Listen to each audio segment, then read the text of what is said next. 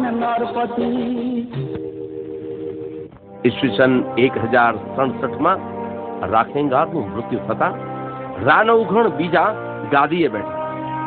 પાટણવાસી કોઈના સગાઓથી કોઈ કારણસર તેમને અપમાન લાગેલું, જેના બદલા રૂપે તેઓ એક વખત પાટણનો દરવાજો તોડશે એમ પ્રતિજ્ઞા માની, જે અંતકાળ સુધી પૂરી ના થઈ।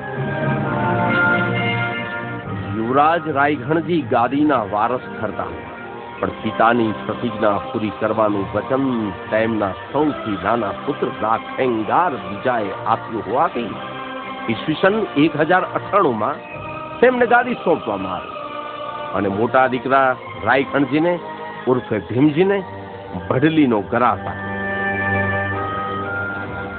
રાખેંગારે પાટણનો દરવાજો તેમણે તોડી પિતાની પ્રતિજ્ઞા પૂરી કરી, જે પછીના સોલંકી સાથેના યુદ્ધમાં તેઓ મૃત્યુ પામ્યા। રાખેંગાર બીજા પછી રાખબાટ, રા જયસિંહ, રા રાયસિંહ, રા મહિપાલ, રા મહેપો એમ ઈસવીસન 875 થી શરૂ કરી ઈસવીસન 1472 રા માંડલિક ત્રીજા સુધી જૂનાગઢમાં રા રાજવંશનું શાસન ચાલ્યું।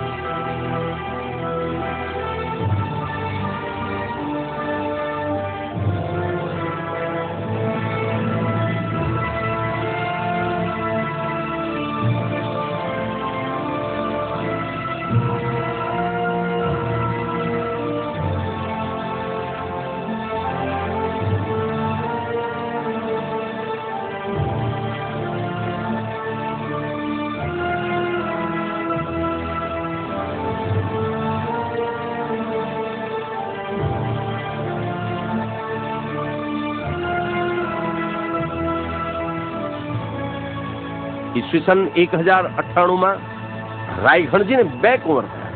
મોટા કુંવર સુરસંગજી ભડલીની ગાદીએ બેઠા, ત્યાં ચૂડા સમા શાક ચાલુ હતી। નાના કુંવર સત્રસાલજીને સરવાનો ગ્રાસ મળતા એમના વંશજો સરવૈયા કહેવાયા, જ્યાં આજે પણ સરવા ગામમાં સરવૈયાની શાક પૂરતા એમના પાળિયા ઉભા। પાલીતાણા, અમરેલી, સરવા, લાટ અને ભડલીના વિસ્તારોમાં હાલ તેઓ વસવાટ કરી રહ્યા છે।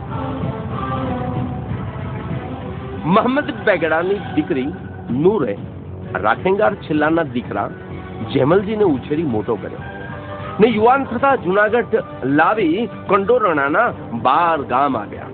આ પ્રસંગની યાદગીરીમાં જેમલજીએ રાને બદલે રાજાદા કહેવાની પ્રથા શરૂ થઈ, જે કાળક્રમે આજે રાયજાદા થયું છે।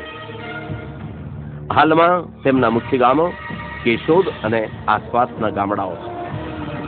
જુનાગઢના રાખેંગાર ઉર્ફે ધારિયાજીએ પોતાના કુંવરો પૈકી તે સંગજી અને રતનજી પાસે ગ્વાલિયર અને મેવાડનું રાજ્ય જીત્યું। મેવાડની રાજગાદી પર પોતાના કુંવરને બેસાડ્યા, જેમણે ચુડાસમા શાખામાંથી રણા શાખાનું પ્રવર્તન કર્યું। આ વંશમાં 12મી પેઢી દુલારાણા પાસેથી અલાઉદ્દીન ખિલજીએ મેવાડ જીતી લેતા તેઓ તીર્થ અર્થે ભરૂચ આવ્યા, જ્યાં બુવા નામની ભીલ કન્યાનું રક્ષણ કરી ભીલ રાજાને મારી વિક્રમ સંવત 1322 બુવાની રાજધાની સ્થાપી અને ઉત્તરોત્તર આમોદ, દહેજ, ચણિયાદરા અને ભરૂચના આસપાસના વિસ્તારોમાં રાજગાદીઓ સ્થાપી। અને તેમના વંશજો રાણા તરીકે પ્રસિદ્ધ થયા.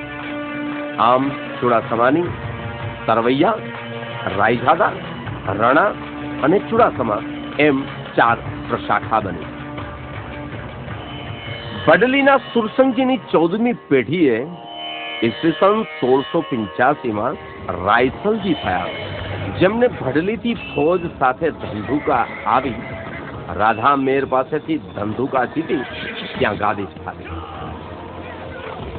એ ત્યારબાદ સંવત 1628માં મહાવદી તેરસ બુધવારના રોજ ધંધુકાથી ગોરાસુમાં ગાદી સ્થાપી અને તેમની બીજી પેઢીએ અમરસંગજી પ્રથમ થયા.